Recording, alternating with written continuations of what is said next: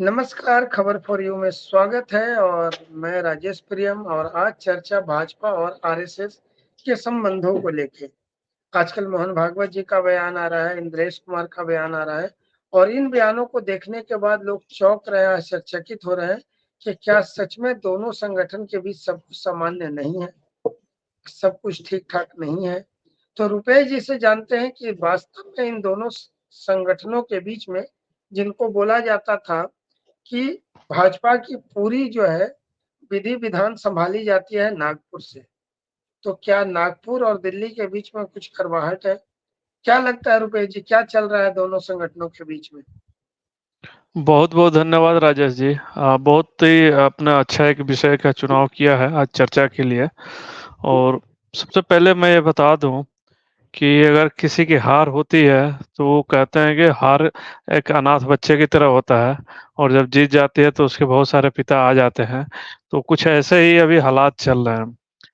2024 का इलेक्शन संपन्न हुआ, उसके बाद से भारतीय जनता पार्टी को कई लोग हार बताते हैं कि हार हुआ या अपेक्षाकृत कम सीटें आई हैं। तो एक तरह से हार मानकर ही चल रहा है, क्योंकि 2 बार का ऐसा ट्रेंड था कि भारतीय जनता पार्टी पूर्ण बहुमत की सरकार लेकर आती थी, और एक वैसा ही उम्मीद जताया जा रहा था इस बार कि होगा, लेकिन वैसा नहीं हुआ। विशेषकर से सदमा लगा नॉर्थ इंडिया में ही, उसमें राजस्थान और यूपी से, इसमें प्रमुख रूप से यूपी है। तो ये अभी जो चीजें चल रही हैं, ये एक सामान्य सा एक कोर्स है। ऐसा चलता है, जब भी चुनाव होता है उसका कहीं ना कहीं विश्लेषण होता है। जो हारता है, जो जीतता है, उसकी कमियां खूबियां बताई जाती है। ये सब चीजें चलता है, लेकिन उसका एक तरीका होता है। लेकिन इसमें जो आश्चर्य की बात है वो ये है कि भारतीय जनता पार्टी एक डिसिप्लिन पार्टी मानी जाती है। इसके जो भी कुछ मुद्दे होते हैं वो कहीं ना कहीं पार्टी फोरम पर ही सुलझाए जाते हैं। और आरएसएस तो उससे बड़ी ज्यादा डिसिप्लिन मानी जाती है, क्योंकि वो अनुशासन और एक तरह से व्यवहार ही सिखाती है, राष्ट्र निर्माण का काम करती है, जैसा कि आरएसएस दावा करते हैं। लेकिन उसका इस समय जो भी मतभेद है वो बाहर निकल कर आ गया है। ये सबसे बड़ी आश्चर्य की बात है।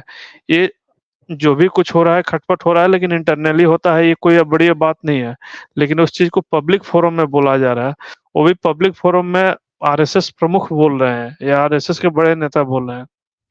अगर पूर्व में देखिएगा अटल बिहारी वाजपेयी जी का कार्यकाल, जिस समय सुदर्शन जी आरएसएस के प्रमुख हुआ करते थे, उस समय भी अगर ऐसा कुछ कन्फ्लिक्ट होता था तो कहीं ना कहीं दूसरे नेताओं से बयान दिलवाए जाते थे, अपनी मैसेज पहुंचाई जाती थी।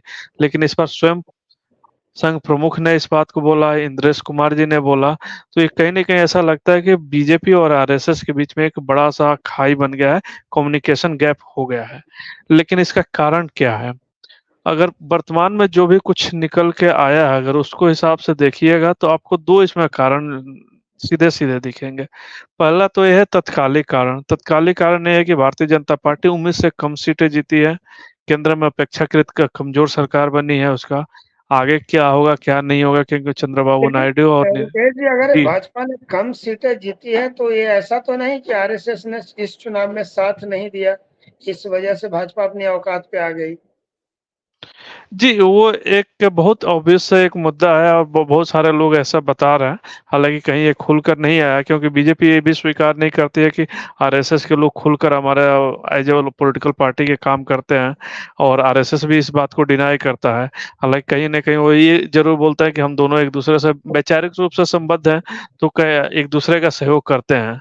तो एक तो ये बात है, इसमें कोई दो राय नहीं होना चाहिए, कोई इसमें डाउट नहीं होना चाहिए कि अगर आरएसएस खुलकर, आरएसएस अगर मन से सपोर्ट ना करे तो बीजेपी को अपने औकात पर आ जाएगी या कम सीटें लाएगी। ऐसा होगा ये तो मान के चलिए, ये तो होता ही होता है। लेकिन जैसा कि जो मैं बता रहा था कि जो दो प्रमुख कारण है, उसमें जो तत्कालिक कारण है, एक तो चुनाव का कम हुआ, कम सीटें आना।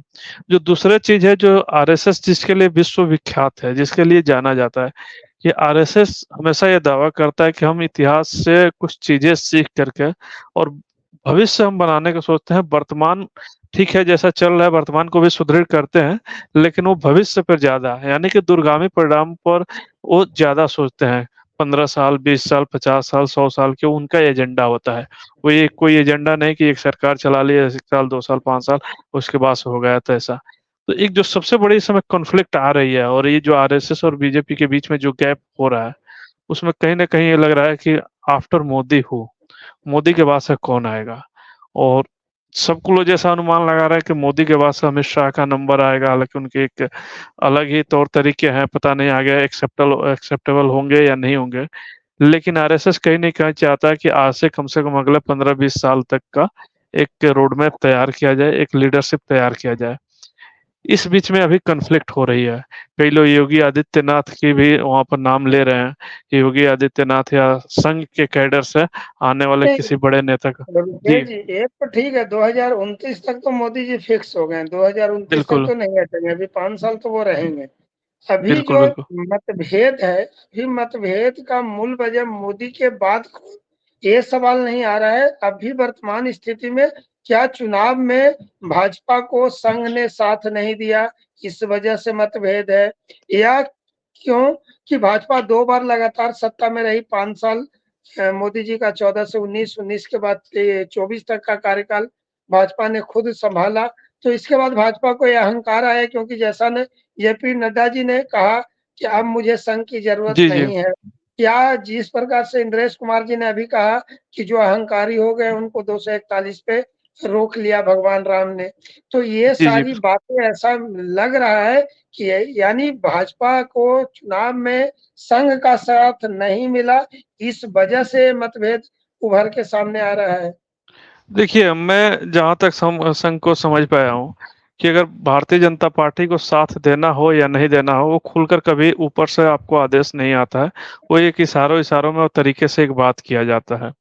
लेकिन उससे ज़्यादा होता है और ये वास्तविकता है, जो बात को मानना पड़ेगा हर किसी को, जो अगर संघ को थोड़ा बहुत समझता है, जानता है कि संघ के जो स्वयंसेवक होते हैं, वो खुद रूप से व्यवहारिक भी होते हैं और अपने मान प्रतिष्ठा का भी सम्मान कर रखने का और ख्याल रखने का उनको एक चीज़ आता है। हमेशा अपने स्वाभिमान की भी वो रक्षा करते हैं और उसके अनुसार ही चलते हैं। अगर भारतीय जनता पार्टी के राष्ट्रीय अध्यक्ष चुनाव के मध्य में ये अगर बोल देते हैं और या कुछ भी बोलते हैं जिससे कम्युनिकेशन ये होता है कि संघ को ज़रूरत नहीं है, तो वहाँ पर मुझे नहीं लगता कि मोहन भागवत जी को या किसी और को कहने की ज़रूरत है संघ के स्वयंसेवकों को कि आप इस बार बीजेपी के साथ मत देना। वो जिस दिन बयान आया, जिस दिन ये मीडिया में प्रचारित हुआ, उसी दिन बहुत सारे ऐसे लोगों का एक तरह से मन टूट गया, जो कि भारतीय जनता पार्टी को सपोर्ट कर रहे थे। तो इसमें जैसा कि मैंने पहले भी बताया कि इसमें कोई भी दो राय नहीं है, कोई भी डाउट नहीं है कि संघ ने इस बार वैसे एक्टिवली सपोर्ट नहीं किया और विशेषकर उस बयान के बाद से जब जेपी नड्डा ने बयान दिया था तीसरे-चौथे राउंड के राउंड में, तो उसके बाद से बिल्कुल सपोर्ट नहीं मिला है। ये तो बात रुपेश बिल्कुल जग ज़ाहिर है। रुपेश जी, जेपी नड्डा जी का बयान जो है वो किस मद्देनजर दिया गया? क्योंकि जेपी नड्डा जिस तरह का ये बयान है वो खुद से तो निर्णय लेके बोल नहीं सकते हैं, क्योंकि एक मातृ संगठन माना जाता है आरएसएस भाजपा का, और वैसे स्थिति में अगर वो भाजपा के तरफ से यह बयान दे रहे हैं राष्ट्रीय अध्यक्ष होने के नाते, तो वो खुद से अगर डिसीजन लेके दे रहे हैं, तो ये तो बहुत बड़ी मतलब कि एक तरह से भाजपा को देखिए, इसमें घात पहुंचाने वाला बयान है। 2 बातें हो सकती हैं। एक तो जो राइट विंग के बड़े नेता हैं या इस तरह के जो लोग हैं, माने जाते हैं, इनको रह रहा है कि कभी-कभी ऐसा एक समय आता है कि इनको सेक्युलर होने का या सेक्युलर देखने का विशेषकर मन कर जाता है। और इसमें जेपी नड्डा का कार्यकाल देखिएगा, तो पिछले 1 साल से वो कार्यवाहक रहे, उसके बाद 4 साल पूर्णकालिक अध्यक्ष रहे। इनके बहुत सारे ऐसे बयान मिल जाएँगे कि बीच-बीच में उनको सेकुलरिज़्म का एक जो चूरन है, कभी-कभी खाने को मन कर जाता है। तो एक तो चीज़ें वो है और एक कहीं न कहीं आरएसएस को ये बयान दे करके कि आरएसएस की ज़रूरत नहीं है। एक कहीं न कहीं भारतीय जनता पार्टी के कुछ नेताओं को अभी भी लगता है कि मुस्लिमों का वोट उनको मिलता है या मिल जाएगा।